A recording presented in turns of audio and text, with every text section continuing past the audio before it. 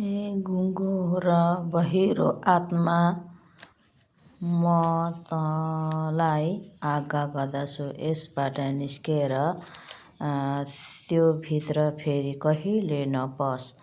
अनि आत्मा चिल्लाएर त्यसलाई बेसरी मडमोड पारेर त्यसबाट निस्क्यो अनि त्यो मरेको जस्तै भयो।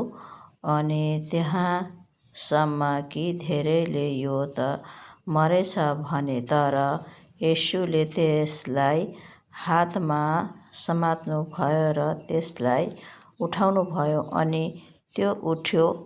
अनि उहाँ घरभित्र पस्नु भएपछि उहाँका चेलाहरूले उहाँलाई एकान्तमा सोधे, हामीले चाहिँ त्यसलाई किन निकाल्न सकेनौँ? अनि उहाँले तिनीहरूलाई भन्नुभयो, यो किसिमको चाहिँ प्रार्थना र उपवासद्वारा बाहेक अरू कुनै उपायद्वारा निस्कन सक्दैन। आमेन।